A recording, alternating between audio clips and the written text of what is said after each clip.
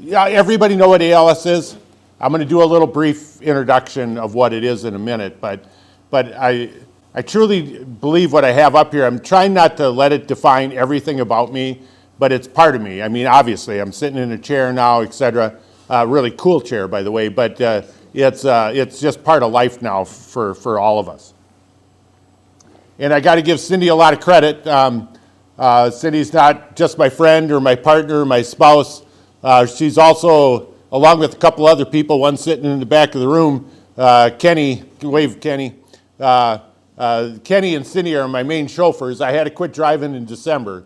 Otherwise, I would have had to see the judge, I think, pretty soon, because when you got to lift your right leg off the gas and put it on the brake, it's probably not safe anymore. So I said, no, I'm not doing this anymore. So, but Cindy's also my advocate.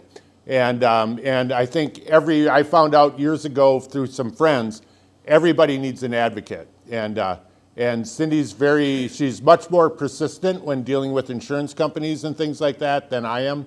I just say, we're at church, I got to remember that. I just say the heck with it, let's just pay the bill, where Cindy will persist and say, no, we got to make this right. And so she is also my advocate, I'll talk a little bit more about that. Okay, Mark Twain is given credit for this quote. I'm not sure if he was exactly the one that did it, but he said a lot of cool things. But the quote is, if you can't read it, 2 most important days of your life: the day you were born, not the day you die, but the day you figure out why you were born. And for me, that tells part of the journey we're going through. Anybody know why I have border collies on that picture? Anybody ever had a border collie? Yeah, the best dog in the world. It's the only dog should be out there, my opinion, humble opinion. But border collies are born to work. The day they're born, they know that they're there to work, either protecting and herding sheep or cattle or pigs or whatever, but they know they have a job and they figure out why. Takes some of us a little longer. I stayed in college like 7 years to figure out what my purpose was. But I finally figured it out. And I really, really like that quote, and it makes me think about it. My dad was one of my influencers. Dad was not a well-spoken man. Dad made it, he went through 6th grade. Then he was the oldest of a family of 12, so he went to work at 7th grade as a welder. He was in the shipyards over in Manitowoc until he got drafted to World War II. But Dad always said it was a privilege to volunteer and to do service work, because not everybody's able to do it.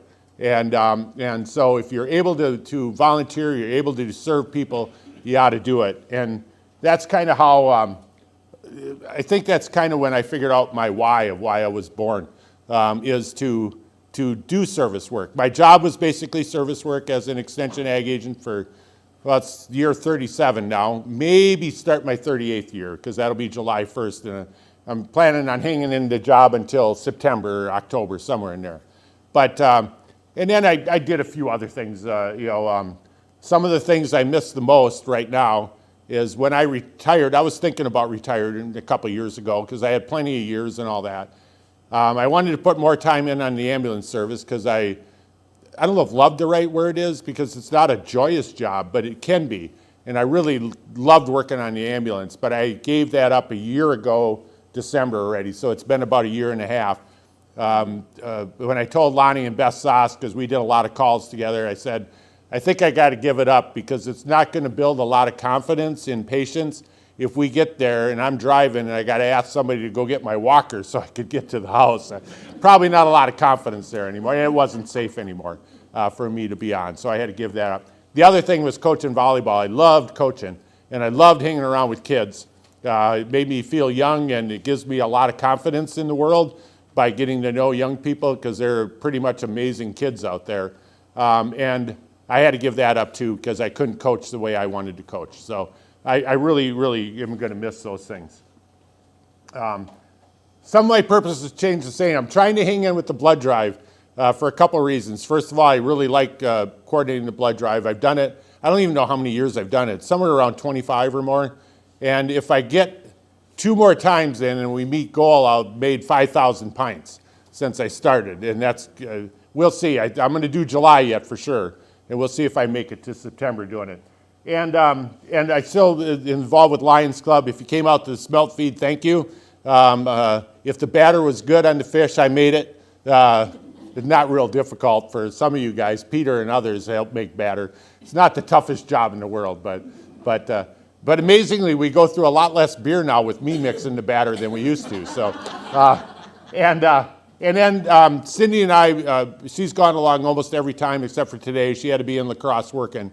We've done this presentation kind of together, and I think this is part of what's making me now, my purpose, is to let people know about ALS and kind of about their journey. By the way, if you have questions, I don't want to just sit up here and talk. Let's have a conversation. So just holler out, especially those of you who are hiding behind the post here. I can't see you, so just yell out if you have a question or comment. ALS, for those of you who don't know, I'm not going to say the name, but it's a progressive neurological disease. Basically, it affects your brain's ability to send signals to muscles, is what happens. It's always fatal in 100% of the cases. 85% of the people die within 2 to 5 years of diagnosis. 5 to 10% have a familial gene. It's genetically related. I'll talk a little bit more about that a little later. That's pretty rare, but it hits those families really hard. It's more common in veterans. They have no idea why. You're twice as likely to have ALS if you're a veteran.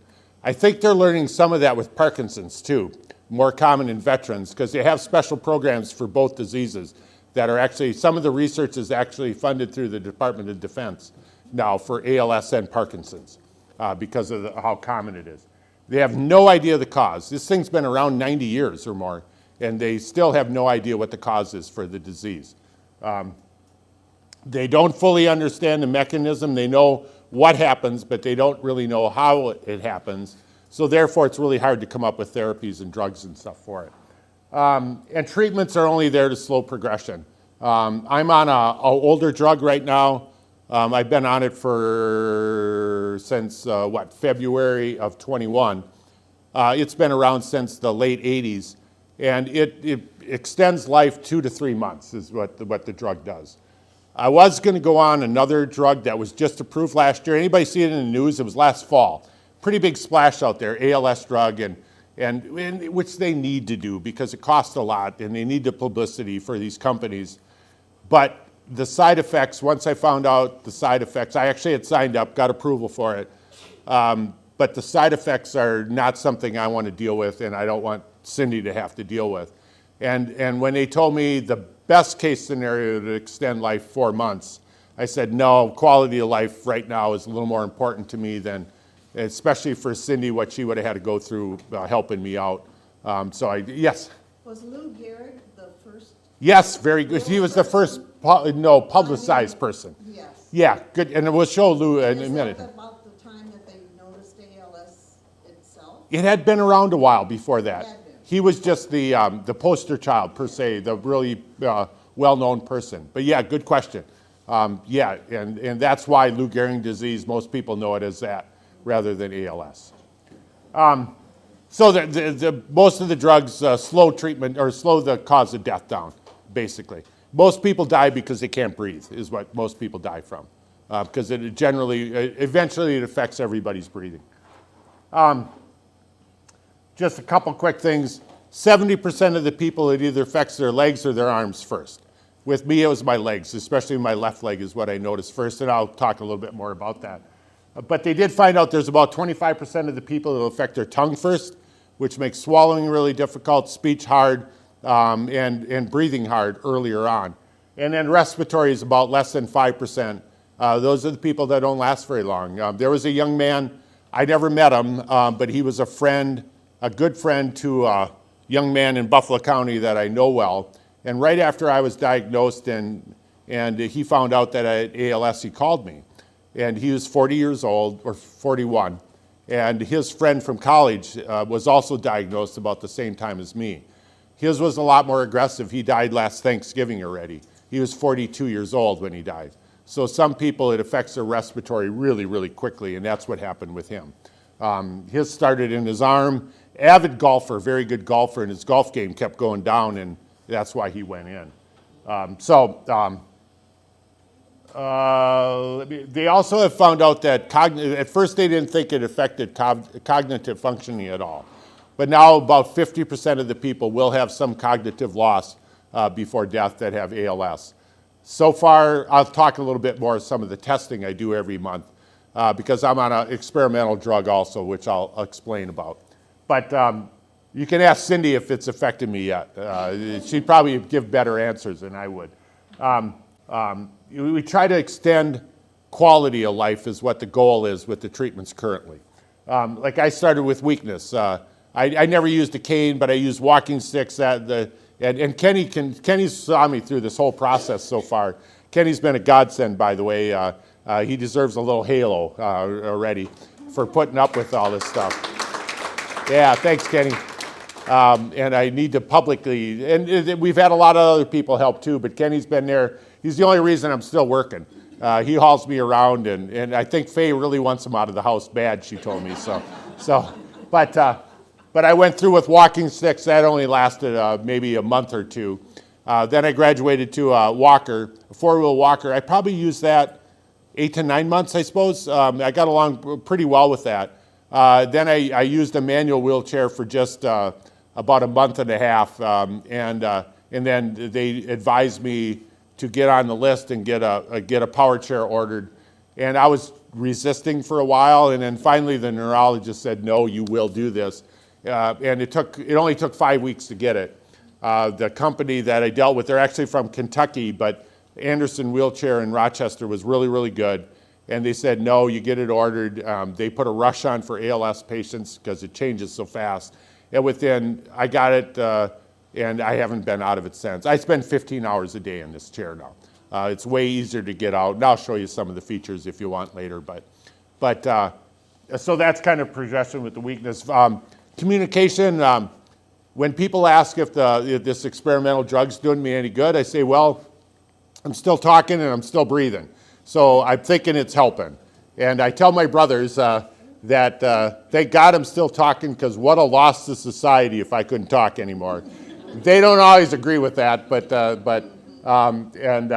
that'll be a hard day. But they do recommend voice recording. I still have to do mine. I've been saying that for a while. I've been procrastinating.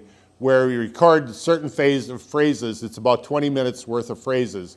Record them, they get stored out in the cloud somewhere, and then when I do lose my ability to talk, I can type it into the computer and it will respond in my voice. It's fairly new technology, and we could talk a little bit more about that too.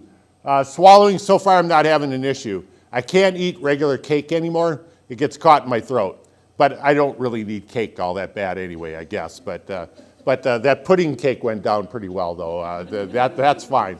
But very few other things. I don't have problems swallowing pills, and thank goodness I don't take a lot of pills or anything. And then breathing, eventually I'll probably have to have a BiPAP eventually, which helps breathe in and out. Some of you, anybody on a CPAP here? Yeah, it's a step above a CPAP. Hopefully it goes better, because I was actually supposed to use a CPAP. I can't use it. I tried hard for 8 months, and I wasn't getting more than an hour or two of sleep at night because I just couldn't do it. And then the whole ventilator issue will be something that Cindy and I got to work through.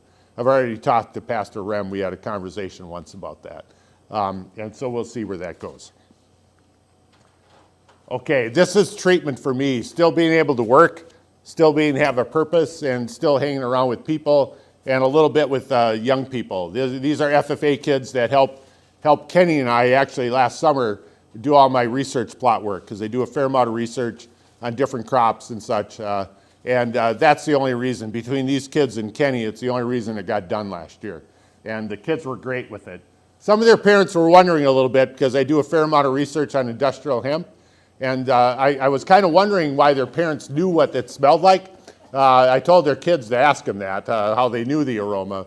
But there's no THC in the stuff we're growing. It's all tested, so I didn't have to worry about that. But they went home pretty stinky a few times. So, okay, famous people. Back to the question. Lou Gehrig, probably the best one. It's known as Lou Gehrig disease. Stephen Hawking. Anybody know Stephen Hawking? Remember the physicist? Anybody read his book? I'm on my third try to get through it. It's really physics oriented, and unlike Mark, I never took physics. I knew my limitations in school. But Stephen Hawking lived for like 20 years with ALS, probably the last 10 or 12 with a ventilator. And he had an ego that was huge, and he deserved that ego. He was brilliant. But he said the world deserved his brain as long as they could have it. And so that's why he stayed on the ventilator. And he still was doing theoretical physics stuff 15, 18 years into his ALS life. Catfish Hunter, anybody know Catfish Hunter? Remember him? Yeah, thank you, because yesterday at Winona State, nobody had heard of Catfish Hunter. I was a little, of course, most of them didn't know the original Star Wars either. And then Maury Schwartz. Anybody know of Maury Schwartz? Ever watch the movie or read the book Tuesdays with Maury? Oh, yeah. Yeah, great read, easy little book. If you don't have a few tears, you don't have a heart, I don't think, if you watch that movie or read the book. But he was fairly well known. The book isn't really about him with ALS, but it does talk about the journey through a reporter that he visited with. And those are kind of the well-known people that with ALS recently. When I thought back to it, I actually had symptoms in 2020 already. I just didn't know it. I was losing balance a little bit. At the fair, we were loading out lambs at the last day of the fair, and I ended up falling down trying to catch a lamb. That had never happened in my life before. During volleyball season that year, I was struggling a little bit to show some of the demonstrate drills. I just thought, hey, I'm 60 years old, I'm getting old. But then came the summer of 21, I was really kind of struggling getting on. I have a little mini combine that Denny knows well and Ken knows well. And it's only 2 steps up to it, but I was really struggling getting on and off of it. It just didn't have any strength in my left leg, it seemed like. And then I was noticing I was having muscle twitches. They're bad enough, which is a sign of ALS, an early sign. Right now, my muscles in my thighs are still twitching. They do it pretty much all the time. And they'll go through my arms, my stomach, and it would wake me up at night sometimes. It was enough. And that's when I decided, hey, there must be something else going on besides getting old. So that August, August of 21, I went into my regular doctor down at La Crosse, and he did some tests for stroke and all those things, which they assume at first. And then he said, no, you better see a neurologist. So in September, well, funny story, at least I think it's funny, that was in August. He said, we better get you into the neurologist. So I get the appointment thing when I get home through the portal, which we all use now. And my appointment was for January. And I call him back or email or through the portal. I send him a message and said, so I must not have anything worth worrying about, right, if it's from August to January. And he goes, let me check on it. So then I got first week in September, I had an appointment. It's really weird how the medical system works sometimes. You all know this. I'm not telling you anything you don't know.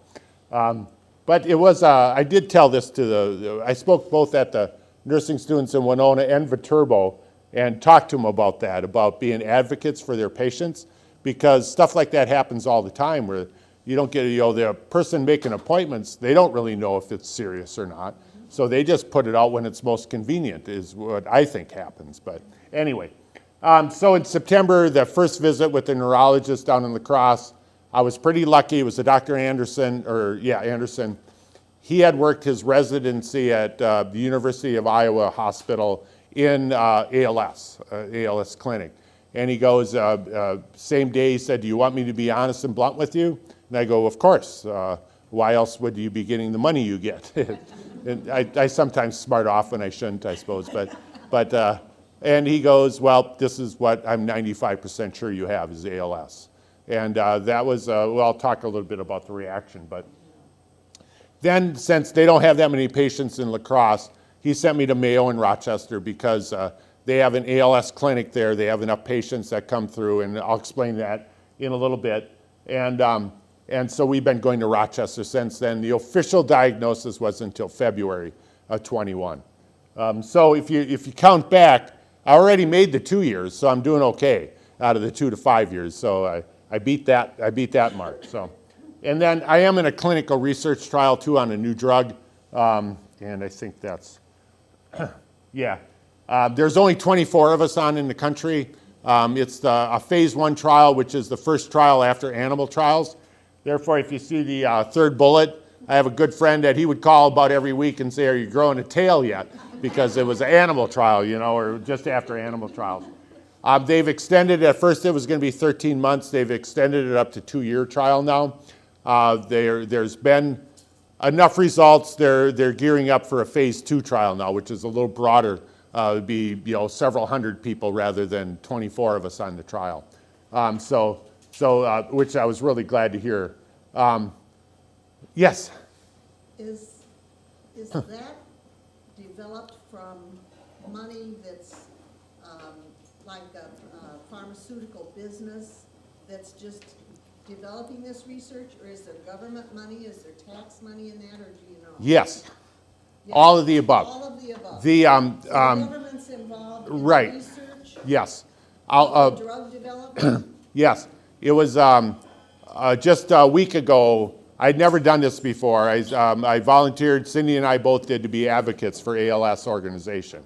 So we talked to our senators out in Washington via, it was a virtual fly-in because frankly, I'm not probably ever going to fly again. So we met with both of our states, our senators in Washington. We met with their aides. We rarely ever get to meet with the senator. And we talked about the budget that's coming up right now for funding. And so it was, I mentioned the Department of Defense.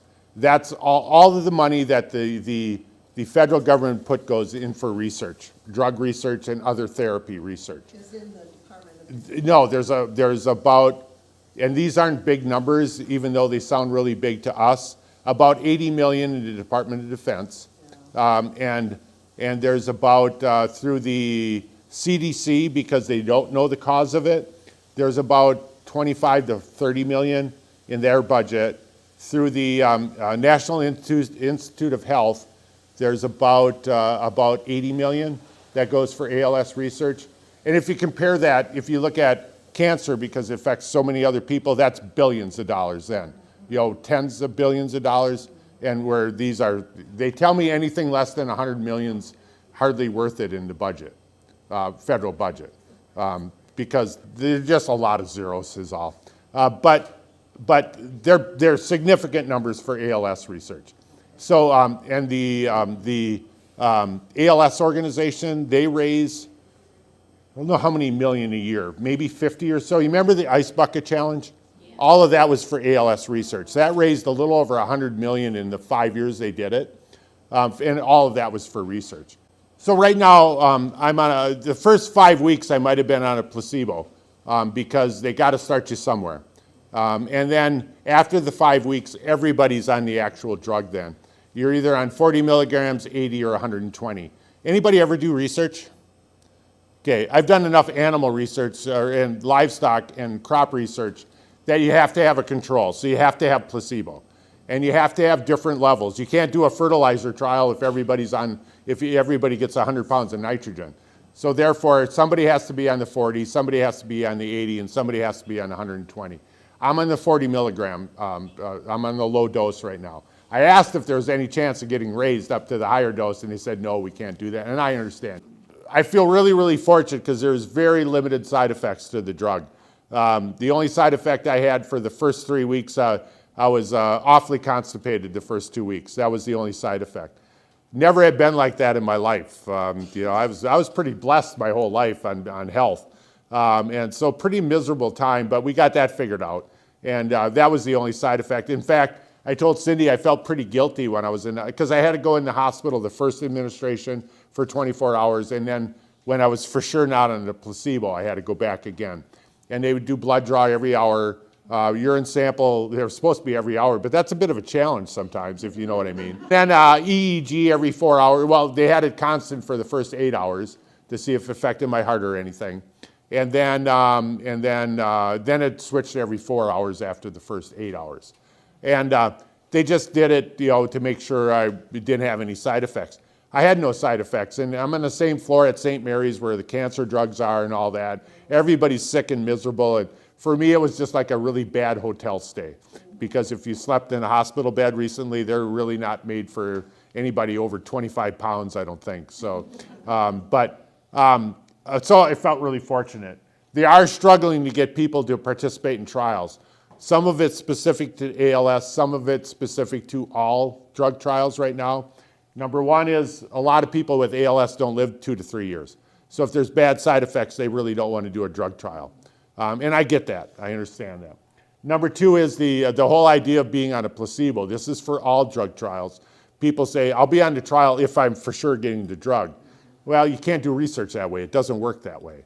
And I've been a proponent of this for a long time, that in every school, every high school, kids ought to learn about basic research, and they ought to learn about statistics, because our society doesn't understand either one anymore at all. And which is pretty sad, especially with the web out there now, because most people don't know how to decipher real research from garbage. I almost used a different word, but then I saw Pastor Rem, and I cleaned it up. So I'll try to keep that today. And then the third is during COVID, there was a lot of anti-science and a lot of anti-medical community out there. People haven't gotten over that yet. A lot of bad information was given out, and people don't feel they can trust the medical community or the research community, so people aren't participating. And they're really struggling to get trials done. So that's as far as editorializing as I'll go. Okay, what it was like to get a terminal diagnosis. I know a lot of you out there have had really bad news on medicine, and I understand that. This is just what it was like for me. And I don't have it up there as a bullet point, but it really sucks to get a terminal diagnosis. I mean, it's a smack in the face. When I was down there alone, and I actually was meeting a friend of mine because I didn't know what this neurologist in La Crosse was going to come up with. And so it was a long ride home after that, put it that way. A lot of different emotions, as you all have gone through with any kind of diagnosis. Some days I'm not really sure how I feel about it. One of the things that really sucks is with ALS is people say, oh, you got to fight, you got to fight. There really is no fight with it. You don't, I do stretches and physical therapy. I don't do weightlifting because if you stress your muscles, they tend to deteriorate faster. So you don't do weight training and things like that. It's not recommended. You do stretches so that you can still move your muscles and things like that. The drugs don't work very long. I mean, and they were very upfront with me with the drugs. 2 to 3 to 4 months is the best that's going to extend your life. And so Cindy and I worked through this for the most part, and we kind of got over a lot of the really negative stuff. I'd like to think fairly fast, but we tried to deal with that. Losing the sense of normalcy was kind of tough. Having doctors, it was every 2 weeks for the drug trial for the first 6 months of the drug trial. That was a lot of trips to Rochester, but I didn't want that to rule my life. It's one of the reasons I'm still working. First of all, I love my job. I always have. I think anybody I've been really blessed because I didn't love every day of my job because there are administrative stuff you got to do. But every day that wasn't administrative, I loved my job. So I wanted to keep that in my life. Don't really want to be ruled by the disease, and I don't want every conversation to be about ALS. I have no problem with people asking. I appreciate when people ask how you're doing and how things going and stuff. But then I want to talk about other real things too, not just about ALS. And I'm sure some of you probably feel the same with some of the things you're dealing with. I'm not going to get better. I know that. Some of my family members are my one brother who's interesting. He's the minister, and he doesn't quite get it. He's retired now, but he still thinks I'm going to get better. No, I'm not going to get better. And I've dealt with that, and Cindy's dealing with that. And I'll talk a little bit more about that. But my faith, my family, my friends, my neighbors, all of you, that's what makes it worth it yet for me. We've been really blessed with a lot of people helping us out and offering and the prayers, etc. And I'll talk a little bit more about that too. A lot of fears, like losing hope. There's no hope. Not that nursing homes are bad, Marguerite, because Marguerite worked in a long time, but it's not where I really desire to go anytime soon. And And my father had this deathly fear of nursing homes. He never wanted to end up in a nursing home.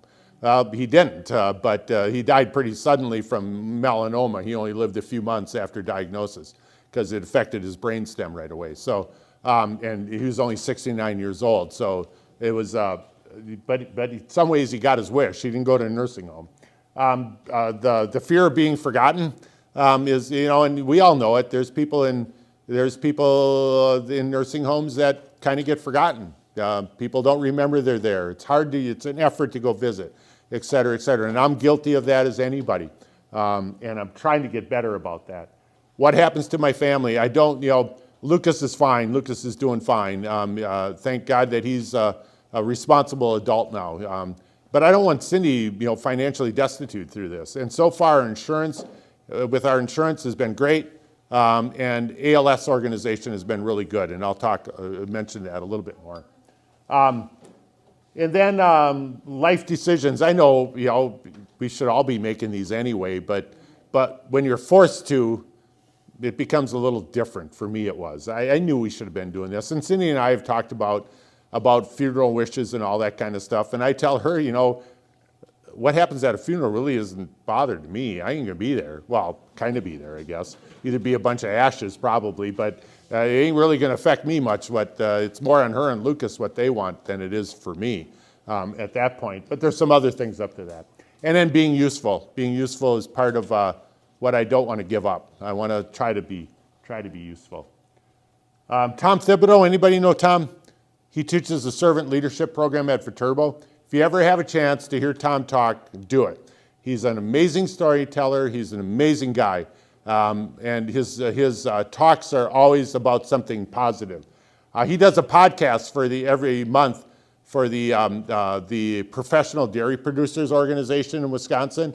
It's not about dairy farming at all. It's about different life skills, joy, caring, being a neighbor, et cetera, et cetera.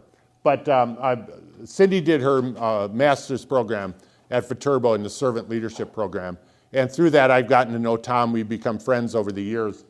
And I talked to him about that because I have a friend, and I don't mean to offend anybody by this statement, but he keeps telling me if I pray hard enough, I'll get better. And Pastor Rem and I talked about this too. First of all, there ain't nothing that special about me that I'm going to be the only person ever to survive ALS. I mean, I'm not stupid. I know that.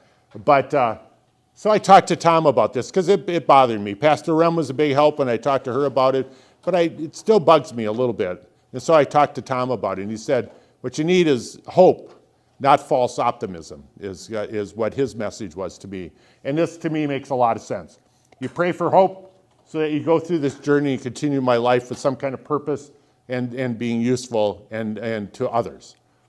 You pray for hope that Cindy's life's not too disrupted by the disease because it affects her, and as all of you know who have dealt with family members, it affects her a lot. I mean, and then pray for hope that treatments and understanding of ALS can get a cure eventually for other people. I know in the doctor I deal with, the neurologist with the drug trial, he told me flat out, it's not going to do you any good.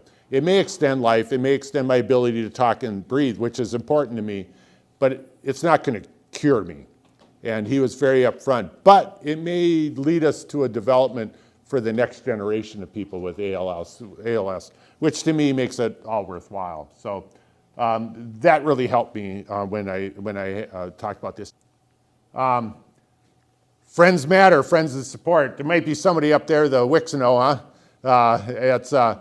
This was at a ball game they did up at the Eau Claire Express last year. The ALS organization did a Lou Gehrig night.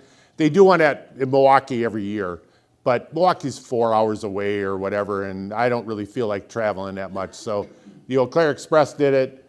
We were blessed. There were a lot of people there that night. There were about old friends from college that I hadn't seen for 40 years, et cetera, showed up for the ball game, and we had a great time. And if anybody don't know, anybody know this person right there? Some of you know that's Marilyn and Wayne's granddaughter, Rachel, a great kid. Worked in our office. She's not a kid anymore, I guess, but to me, she's still a kid. And we had a great time. This was at the ball game, and stuff like this matters. Like I told Cindy, this disease would be a hell of a lot easier if I was an introvert.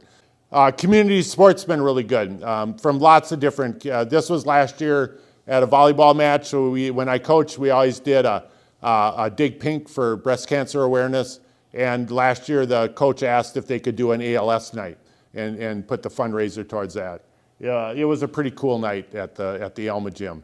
And they played Eau Claire Emmanuel, and Eau Claire, I know the coach pretty well from Eau Claire. We've been friends for quite a few years through coaching, and they were super supportive. Unfortunately, they beat Alma Pep in that, but they were super supportive of the event. I gave a presentation to our ambulance squad, and this holds true for lots of diseases, so I'm going to quiz you a little bit. This is the only slide I left in from that presentation. But if the ambulance gets called for somebody with ALS, somebody with Parkinson's, somebody that's been really ill, what do you think the number one call's for? Falls, yes. Number one, probably by 80%. And I think I was on the ambulance squad for 15 years, I think. I can't remember for sure. And yeah, lots. Where do you think the number one place that fall is? The bathroom. Yeah, and so when Cindy worked with the ALS organization, an occupational therapist, to design our bathroom, just over the phone and through Zoom and things like that, we tried to make it as open without anything in there as possible, because that's where falls are going to happen. What do you think the second most common call is for? Pain. No, I really don't have pain with ALS. Very little pain. Even with the twitching. That's just, it makes me tired because my muscles are working. I don't know they're working. But no, there's very little pain. Well, when I fall on my head, I did that at Rochester, getting out of the bed one night. That involved a little pain, but it was minor. What do you think? Anybody, any idea? What's the number one? Why do people die from ALS? Breathing problems. So that's the number two call. If I'm laying flat on my back, I really struggle to breathe. Even now, even though I don't have, it's only been about the last month that I have to, you notice I'm taking a breath every once in a while. That's only been about the last month that I've had to do that. So my breathing issue is not very bad at all yet. My O2 stats, where I get checked every month remotely, have been really, really good. Therefore, I don't know, I think that CPAP thing was just an excuse to spend money, I guess, because I don't think I ever needed it, because my O2 stats have always been high. And so far, they've only declined maybe 5%, so I've been really lucky. But if I lay flat on my back, I can hardly breathe. I have no stomach muscles really anymore. Kenny, can I tell a funny story, Kenny? I'll tell a story. Kenny helps me off the bathroom, in the bathroom now. I can still clean myself and things like that, but I can't get up anymore off the stool. And so Kenny, I didn't give good enough instructions, and so I wear a gait belt, and he helps me get up with the gait belt. But he didn't hold on to my shoulder at all. Boom, my chair's sitting right in front of me, so I go right over my nose into the chair because I can't hold myself up like that. And so now we got that straightened out this morning. So a little better instruction from the teacher. I should know better than that. But yeah, breathing issues are the second most popular call or reason why. How about your sleeping, Carl? Sleeping's not too bad. A week ago, I had to graduate to a hospital bed. And I need to sleep on my side. Most of the time, eventually, I suppose I'll sleep sitting up eventually. But right now, on my side's the best. And I sleep really well. I sleep a lot longer. College all the way through, I didn't always get 7 hours of sleep, but that was my ideal, 7 hours. Throughout high school till 2 years ago, 7 hours is what I got when I felt the best. And now it's 9 to 10 to 12 hours of sleep that I need. You do this test where I squeeze, and they measure how much I can squeeze.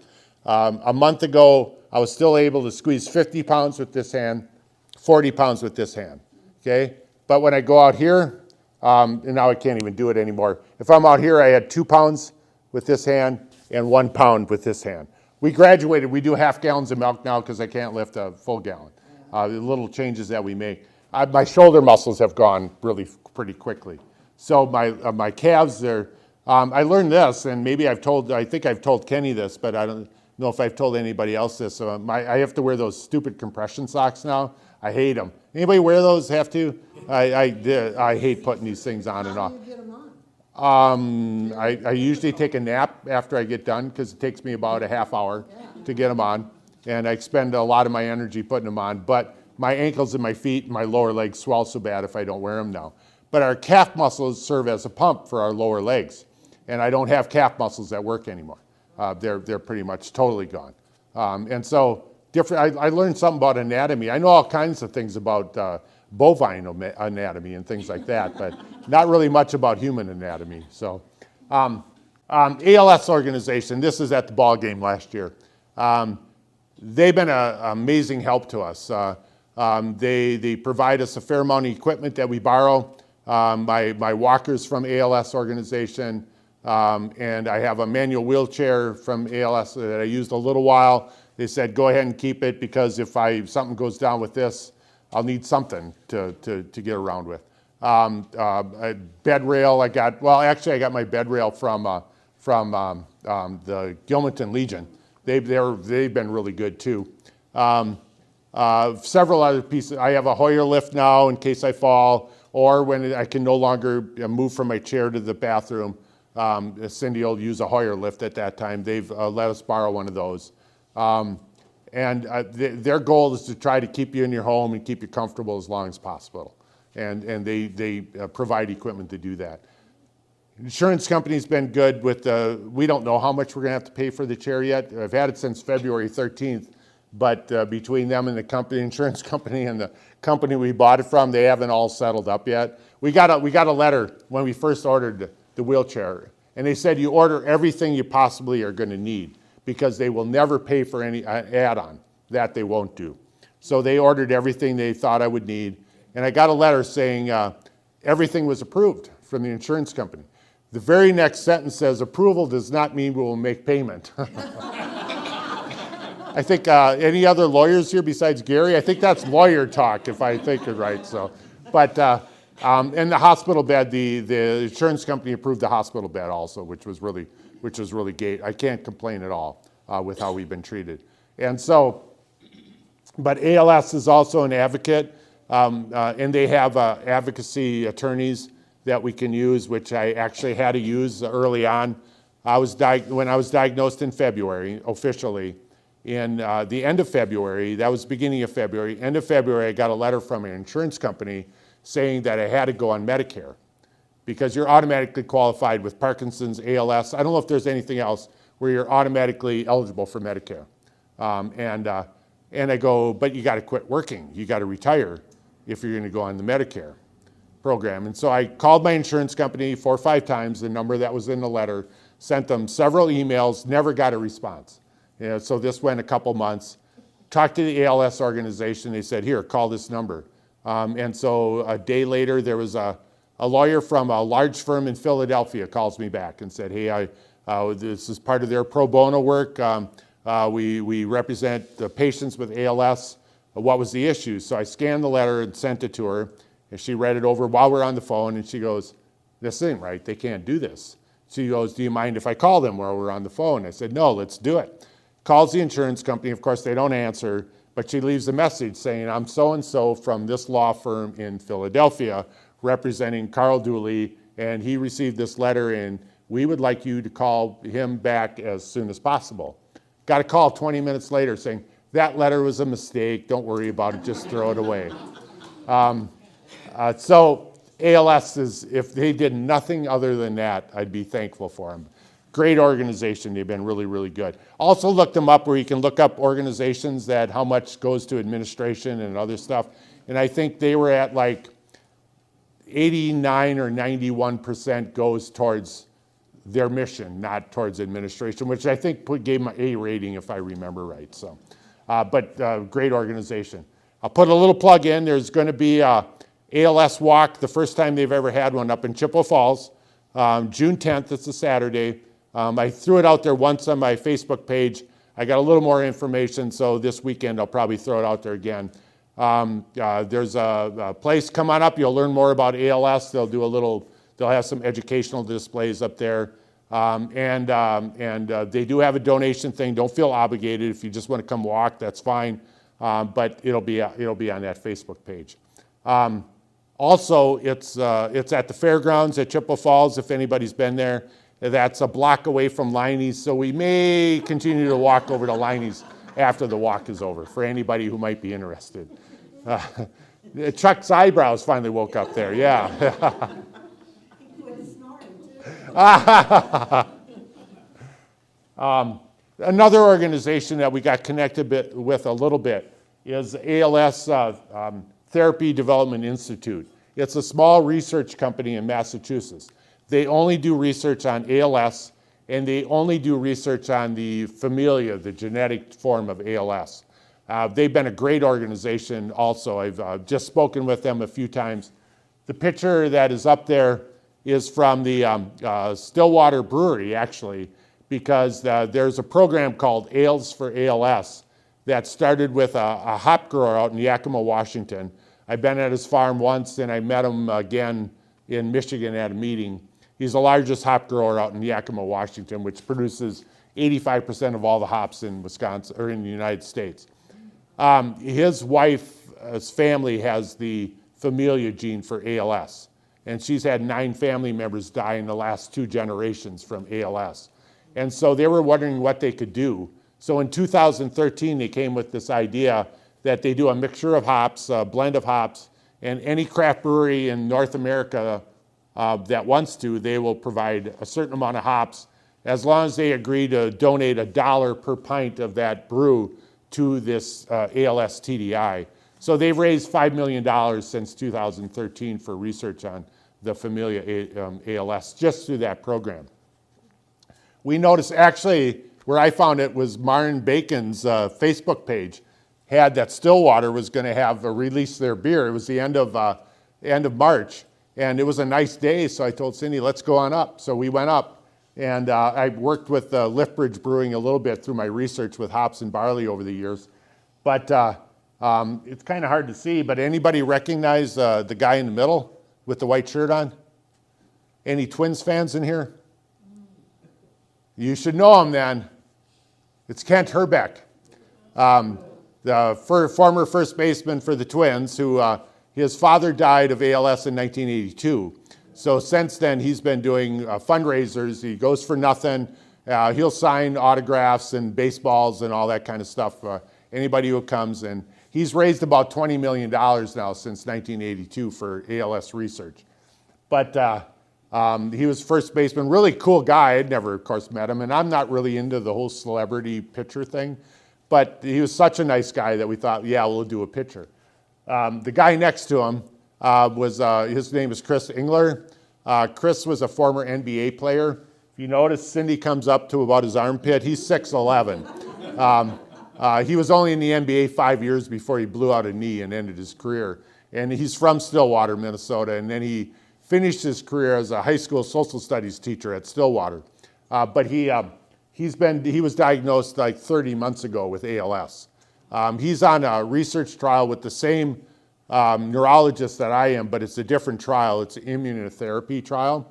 And so far, his is progressing really slow. Hopefully it's from the therapy, hopefully. I also checked into that trial, but I was too far along in my symptoms, so they wanted people with fewer symptoms than that. And in some ways, I told Cindy, it may not be so bad. With my trial, I have to do 4 lumbar punctures. Chris has to do 18 over the 2-year period. But lumbar punctures really are no big deal anymore. It's like getting your finger pricked, to be honest. I was amazed because I heard the horror stories from 40 years ago, what they were like. But it was a really, really cool night up at, and if there were no breweries in Wisconsin doing the ales for ALS, and I know there's going to be at least 2 now next year. Friends of mine that I talked to that own breweries, so hopefully there'll be a few more, but it's a pretty cool program. Anybody know the poem, The Dash? Yeah, I didn't know it till about 6 months ago when a friend of mine told me about it. The Dash, for those of you who don't know, The Dash was written a poem about, they read it a lot at funerals, and it's about you got your birth date and you got your date of death and your obituary and on your tombstone, but what's really important is the dash, what you do in the middle of it. So to me, it's really a waste to be just reading this at funerals. It'd probably be a better story to be read at baptisms or at births, because that's what's really important is what you're doing in between. And so that's something that I try to keep in mind pretty much every day. And then just a reminder, I did this for a high school class out at Alma, and I talked more about volunteerism. That's some of the slides I missed. You guys all volunteer. You don't need to hear that story. But I do remind them that there's lots of people in all of our communities that could use a hand once in a while, whether it's emotionally, physically, et cetera, and reach out and help. There's no excuse for anybody not to be able to find a job volunteering. If you're capable, if you feel comfortable, et cetera, with doing it, because there's places out there. That's kind of the story I gave to the high schoolers. I made it a lot longer than that. Also, that if you don't want to volunteer, don't offer. If you're not going to follow through, don't offer to do it, because that just makes it worse. And don't feel embarrassed about it. Not everybody can do that. I've been blessed with lots of people that are willing to help me out, but not everybody can do that. I did talk to a friend of mine, and he was going to come over, and I said, well, this is the deal. I'm going to need help off the toilet in the bathroom. And he goes, I can't do that. That's fine. I got somebody else that's willing to help out. So Val Runyons has been helping me out once in a while. And so I gave Val, and she didn't have a problem with it. Just be honest with me. And that's what I told the high schoolers too. Just be honest. If you can't do it, don't say you're going to. Just find something else to do with your time, your service time. So.